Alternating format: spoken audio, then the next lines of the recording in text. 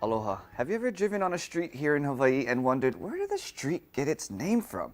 Well, that's why every Thursday, or as we say in Hawaiian, po'aha, we have our Aloha Authentic segment, which helps to answer that question and share stories behind the given names.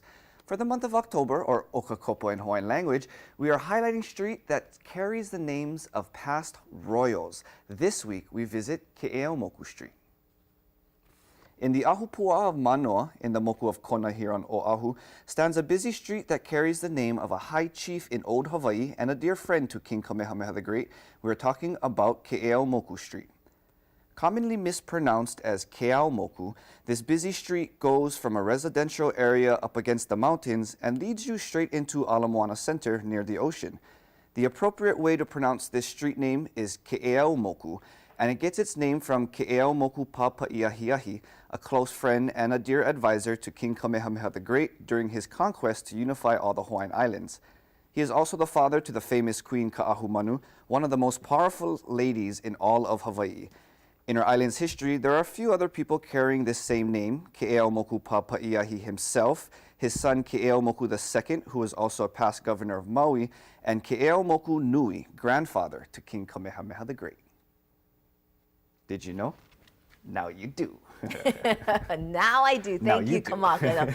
I do have some questions, including, can you pronounce again what is the right way and the incorrect way? So the appropriate way is Keʻeaumoku. Keʻeaumoku. Yeah, Okay. so there's the U that kind of tightens that O sound to a tighter U sound. So Keʻeaumoku compared to Keʻeaumoku.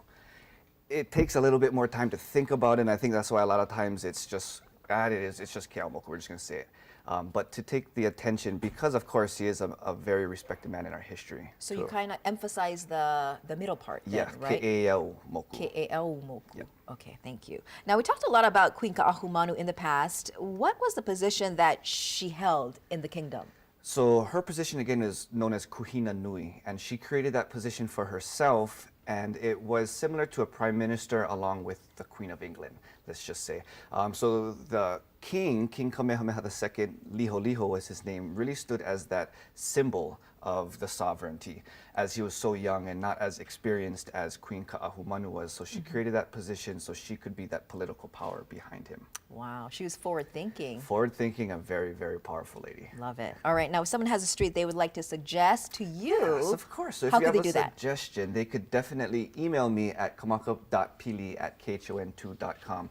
And we can definitely try to visit that and include that in our weekly segments as well. And this month, though, you have a special theme going on, as you Yeah, said. so we've been going by themes. This month is Ali'i. Next month is a secret because I can't remember on the top of my head.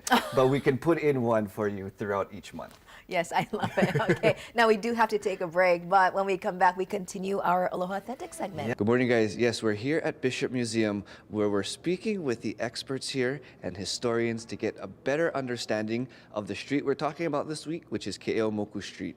Now, of course, if you haven't checked out Bishop Museum, this is a must-see place to go, as we can give you a brief image of what artifacts are here, including feather capes and so much more, to different ali'i, including Kamehameha, who is in that same time period of Keʻeaumoku. Now, we're here again with DeSoto Brown. Good morning. Good morning. Thank you very much for waking up so early and spending it with us. So Keʻeaumoku, we shared a little bit about him. Can you share a little bit more about who he was? I think the important thing to bring to mind, or for people to know about Keʻeaumoku, is his association with Kamehameha the First. And as we all know, Kamehameha the First was the ruler who united all the Hawaiian Islands into one kingdom. Keʻeaumoku was with Kamehameha from the early days of that entire campaign. He was one of the ali'i of the island of Hawaii, Big Island. And as an early associate of Kamehameha, he was then present for many of the battles that took place on Hawaii Island, and then eventually came here to Oahu when Kamehameha the First came here.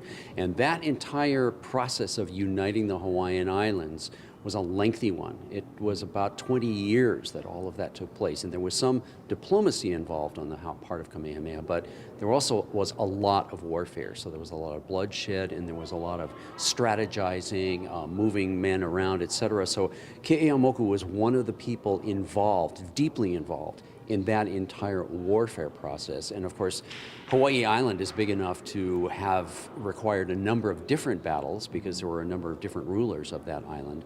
So every time when you think about that, there are a whole bunch of logistics, all kinds of stuff to deal with. And Keʻeaumoku was one of the people involved in that whole process.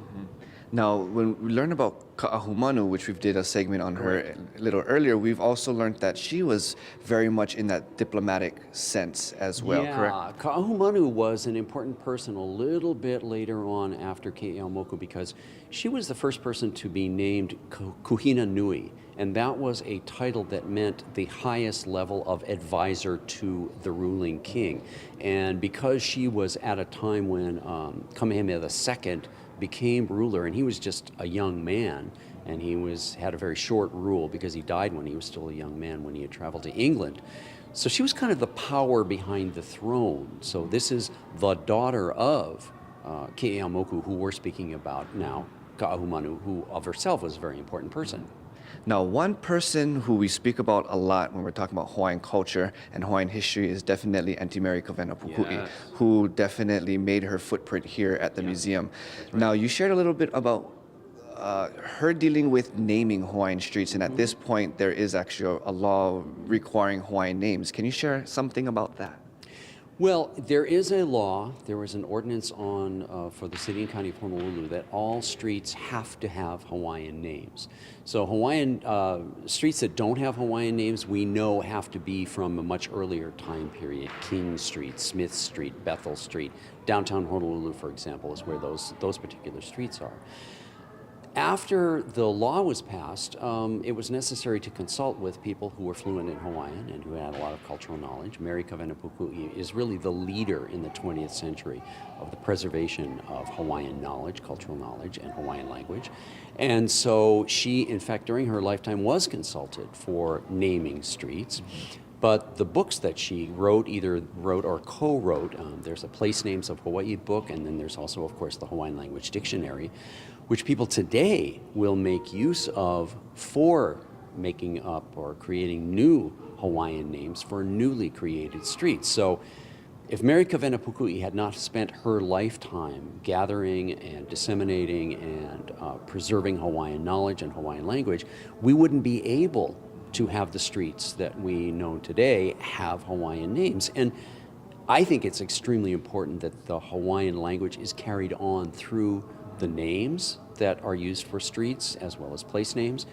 And I'm also very pleased that the proper pronunciation of these names is becoming more common. And again, we can just look back and thank Mary Kawena Pukui, who spent her entire adult life here at Bishop Museum doing the work that I was just describing. So Bishop Museum is entwined with her, and her influence continues.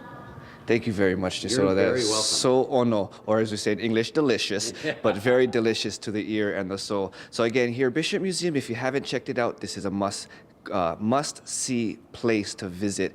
Again, here at Bishop Museum, talking about Keʻeaumoku and Keʻeaumoku Street, reporting back to you guys in the Wake Up Today studio. Very ono, like it.